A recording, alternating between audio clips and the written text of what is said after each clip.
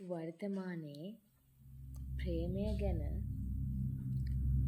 කතා කරන්න ගියාම ඇත්තටම ප්‍රේමයද විරහවද වෛරයද කියන එක තේරුම් ගන්න ටිකක් අමාරුයි. මොකද ඇත්තටම මගේ වෙලා හිටපු කෙනෙක් තව කෙනෙක් වුණ ගමන් ඊට පස්සේ ඒක ප්‍රේමය නෙවෙයි වෛරය බවට පත් වෙනවා. ඊට පස්සේ ඒක පරිගැනීමක් බවට වුණත් පත් වෙන්න මහ ලොකු වෙලාවක් යන්නේ නැහැ. ඉතින් එතකොට ඒ වාගේ කාලෙක ඒ වාගේ වර්තමානෙක මට හිතුණා මෙන්න මේ වගේ කවියක් ඔයාලට අරගෙන එන්න. මේක මහින්ද ප්‍රසාද් මස්සිමුල මහත්මයාගේ හිරුතිම පියල්ලක කියන පොතේ සොරකම කියන කවිය. ඒක සමහර විට ඔයාලා කියවලත් ඇති. සමහර අය කියවලා නැතුව ඇති. කියුවට මේකේ අර්ථය මෙහෙම එකක්ද කියලාත් සමහර අය දන්නේ නැතුව ඇති. ඉතින් මට හිතුණා ගොඩක් කාලෙකින් මම ඔයාලට කවියක් අරන් ආවේ නැති නිසා මෙහෙම කවියක් ඔයාලට අරගෙන එන්න. ඇවිද යන විට නුවර වැව අස දුටිමි ලොව වූ ලොකුම සොරකම රැගෙන සොර බඩු තරුණ යුවලක් සැරිසරයි වැව රවුමේ සෑම තැන. ඔන්න සොරකමක් කරලා සොරබඩුත් අරගෙන මේ නුවර වැව රවුමේ යනවලු. අපි බලමු මොකද්ද සොරකම කියලා. පෙර ආතුව වසරකට දෙකකට දුක සතුට සම ලෙසින් ගෙනගෙන නුඹ මගෙන් මා නුඹෙන් ඉපයූ එකී සුන්දර මතක වස්තුව. මොකද්ද මේ මතක වස්තුව? බලමුකෝ අපි. මා සැදූ නෙක පැහැති මල්දම් පළඳවයි නුඹ ඈ සිනාගෙල. ඈත් ඔහු හට පුදා සැනසෙයි නුඹෙන් සොරකම් කරපු ඉඟියක්. ඉඟියක් කියන්නේ මොකද්ද? මේ පුංචි ඇඳිල්ලක්.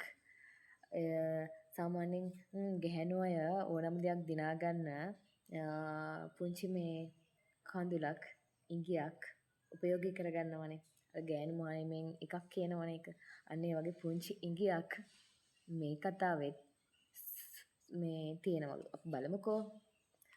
නුඹ උදේ සඟවා අරන්නා බත් පතක උණුහුම බෙදාගෙන කාපු වැව අස්ස පුංචි බංකුව එය පවා උන් ඇත සොරාගෙන. අනේ මෙයා දවසක් මෙයාගේ මේ ආදරවන්තිත් එක්ක ඇවිල්ලා ගෙදරින් හොරෙන් බෙදන් ආපු බත් පතත් ඉඳගෙන කාපු බංකුව පවා හොරාගෙන. කවුද මේ හොරාගෙන තියෙන්නේ? බලමු. තනි අතින් එල්ලිලා හිටගෙන යද්දි දහදිය පිරුණු බසයක නුඹෙන් පැනිදුම් ලැබූ සිසිලස ඇය පලන්දනු දුටිමි ඔහු ගත. එහෙනම් කවුද මේ සොරාගෙන තියෙන්නේ? එයාගේ ආදරවන්තියව. එයා දැක්කලු වසර 2කට 3කට කලින් මගේ ළඟ හිටපු මගේ ආදරවන්තිය අද වෙන කෙනෙක් සොරාගෙන තියෙනවා. ඉතින් ඒ දවස්වල මගේ ළඟට වෙලා මේ දහඩිය එක්ක උණුහුම බෙදාගත්ත එයාගේ සුවඳ මගේ සුවඳ දෙක දෙන්න එකට බෙදාගත්ත ඒ සිසිලස උණුහුම අද මම S2කින්ම දැක්කා. ඇය පළඳනු දුටිමි ඔහු ගත. ඔන්න ඇතට වෙලා බලාගෙන ඉන්නවා ඉතින්. එකී සොරබඩු අතර තිබුණා අප ඉතිරි කළ පැතුම් පොදි ටික. සියල් දන්නා නුවර වැව උව හිඳිමි කම්මුල අත ගසාගෙන. බලන්නකෝ නේද? ඒ කාලේ අපි ප්‍රාර්ථනා කරපුවා, අපි අනාගතය ගැන ප්‍රෑන් කරපුවා, පැතුම් පැතපුවා. මේ සියල්ලත් මේ නුවර වැව දන්නවා. ඒත් මේ නුවර වැව මේ සියල්ල දැනගෙනත් හිඳිමි කම්මුල අත ගසාගෙන. ඒ කියන්නේ කිසිම දෙයක් දන්නේ නැති ගානට කලකිරෙන ගානට මේ කම්මුලේ අත ගහගෙන මේ ආදරේ දිහත් බලන් ඉන්නවා. නුඹෙන් මග විය දමක් විදිහට මතක පුරවා දුන් පසුම්බිය සිත් සාක්කුව බහා සුරකිමි කාටවත් අත පොවනු බැරි ලෙස. මොකක්ද ඒ කියන්නේ? සමහර විට මේක ගෑනු ළමයා විසින් පන්ති යන්න හරි මොනවා හරි දෙයකට තමන්ගේ අත වේදමට හම්බෙච්ච දෙයකින් මේ පිරිමි ළමයාගේ පසොම්බියට දාපු මොනවා හරි පුංචි මුදලක් වෙන්න පුළුවන්. එහෙම නැත්නම් ආදරේ වෙන්නත් පුළුවන්. නේද? එහෙම නැත්නම් ආදරෙන් දුන්න තෑග්ගක් විදිහට දුන්න මුදල් පසොම්බිය වෙන්නත් පුළුවන්. ඒ මොකක් හරි දෙයක් කාටවත් අතපොවන්න බැරි විදිහට එයා සාක්කුවේ දාලා හරි පරිස්සමින් තාමත් තියන් ඉන්නවා කියලා තමයි මේකේ කියන්නේ.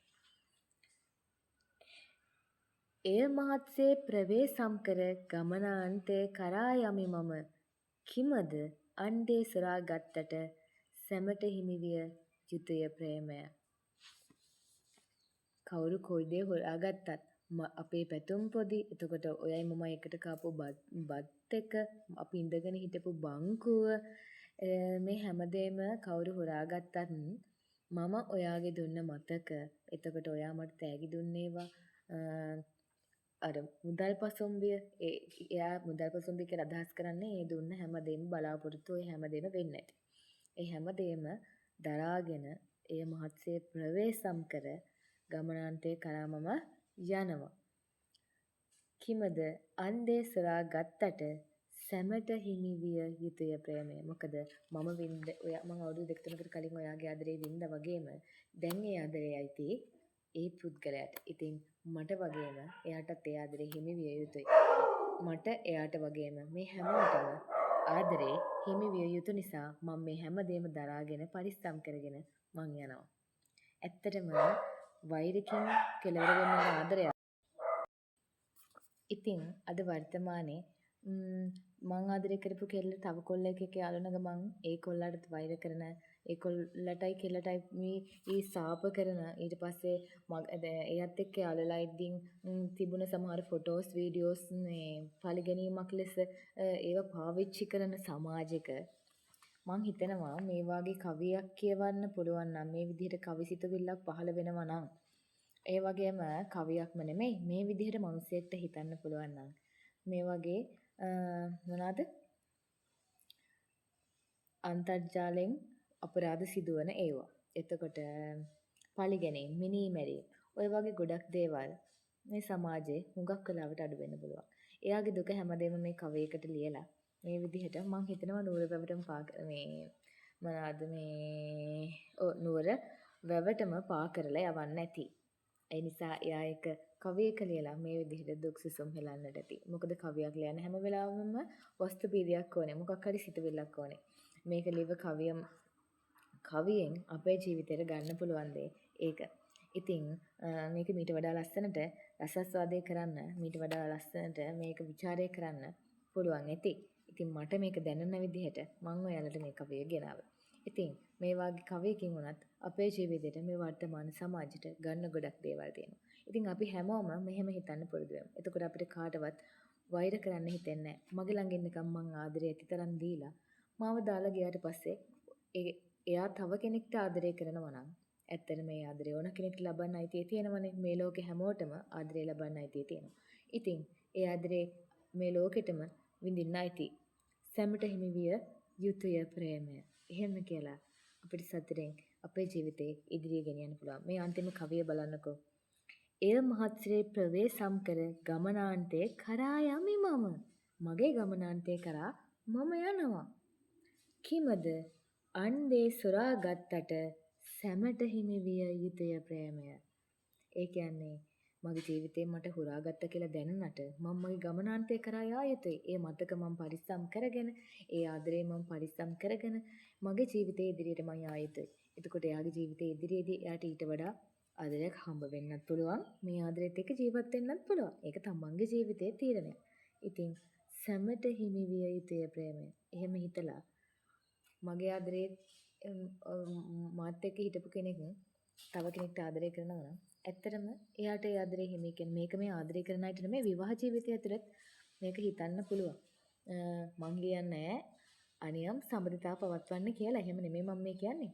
වෛරකින්, මිනීමැරීමකින්, ක්‍රෝධකින් අවසන් වෙන්න ඕන සම්බන්ධයක් මේ විදිහට ලස්සනට හිතුවනම් අතහැරලා දාන්න පුළුවන් නේද? හැමට හිමි විය යුතුය ප්‍රේමය. එහෙනම් මං ආයෙත් දවසක මේ විදිහට කවියක් අරන් එන්නම්. අදට මම ගිහින් එන්නම්.